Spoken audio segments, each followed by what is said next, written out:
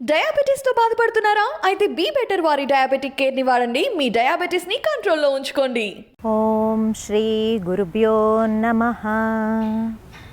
ప్రేక్షకులకు నమస్కారం. నేను Vasanthalakshmi, yoga master trainer, specialist for weight loss. బరువు తగ్గాలి అనుకున్న పీసీఓడి, థైరాయిడ్, బ్యాక్ పెయిన్ ఇలాంటి సమస్యలన్నింటికి యోగా ద్వారా చక్కని పరిష్కార మార్గాల్ని చూపిస్తూ ఉంటాము. ఆన్లైన్ క్లాసులు లేదా ఆఫ్లైన్ క్లాసుల కోసము ఎలా జాయిన్ అవ్వాలి అనుకున్న వాళ్ళు కాల్ చేయొచ్చు, సంప్రదించవచ్చు. డయాబెటిక్ అండి, మధుమేహం.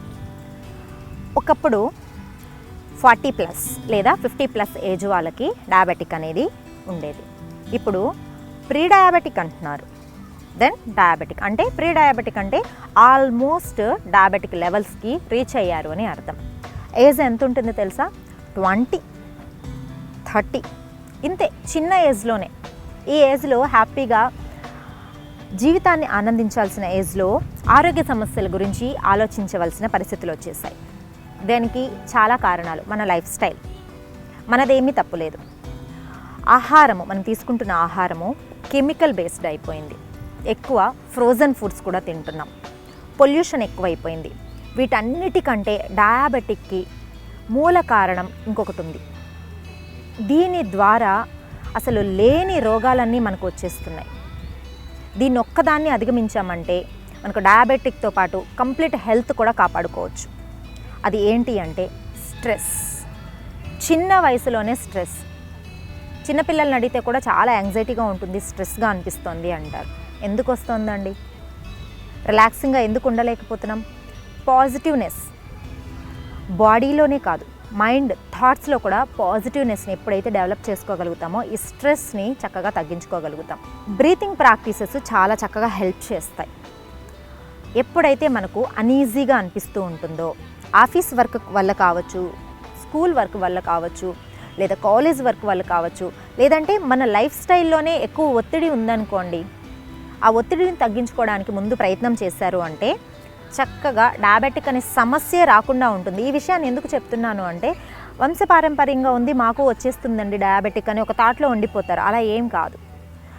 ఇప్పుడున్న మన లైఫ్ స్టైల్ ప్రకారము స్ట్రెస్ ఎక్కువ ఉండడం వల్ల కూడా వంశపారంపర్యంగా ఉన్నా వస్తుంది డయాబెటిక్, లేకపోయినా వస్తుంది. సో స్ట్రెస్ లెవెల్స్ని రిలాక్సింగ్గా తగ్గించుకోవడం చాలా ఇంపార్టెంట్. ఈ మాటే ఇంకొకసారి మనం వినకూడదు, అనకూడదు, అలా ఉండాలన్నమాట.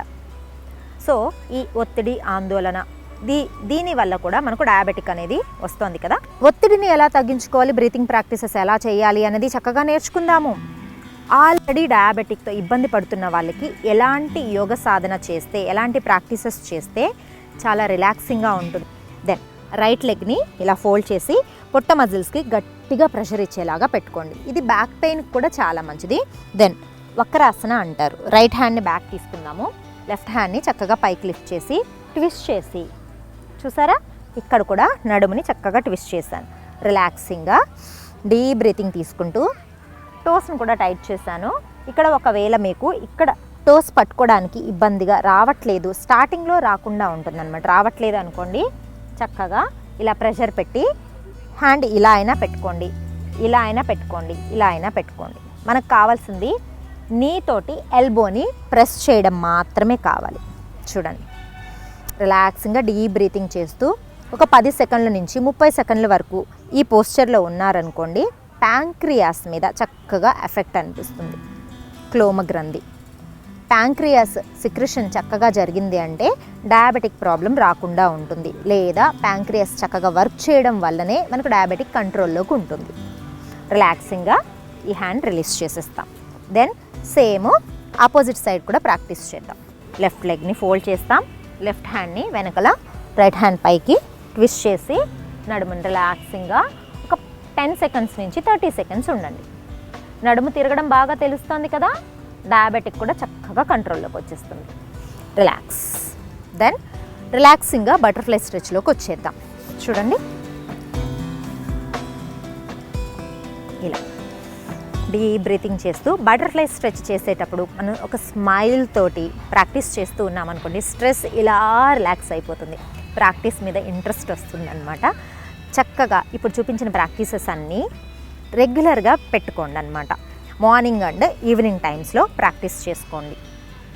స్ట్రెస్ తగ్గిపోతుంది, డయాబెటిక్ కంట్రోల్లో ఉంటుంది. డయాబెటిక్ అనే పెద్ద సమస్యని మనం ఇంత సమస్యగా, అసలు సమస్య లేని విధంగా చేసుకోవచ్చు. ఏ వయసు వాళ్ళైనా సరే ఇప్పుడు చూపించిన ప్రాక్టీసెస్ అన్నీ కూడా చక్కగా మార్నింగ్ అండ్ ఈవినింగ్ టైంలో 2 times ప్రాక్టీస్ చేసుకోండి, చాలా మంచిది. ఎంటీ స్టమక్ తోటి ప్రాక్టీస్ చేసుకోండి.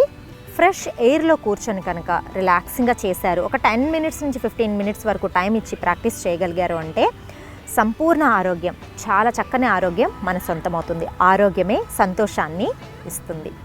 ఆన్లైన్ క్లాసులు లేదా ఆఫ్లైన్ క్లాసులు, కంప్లీట్ వెయిట్ లాస్ క్లాసెస్ కోసము, యోగా కోసము మమ్మల్ని సంప్రదించవచ్చు. నమస్తే.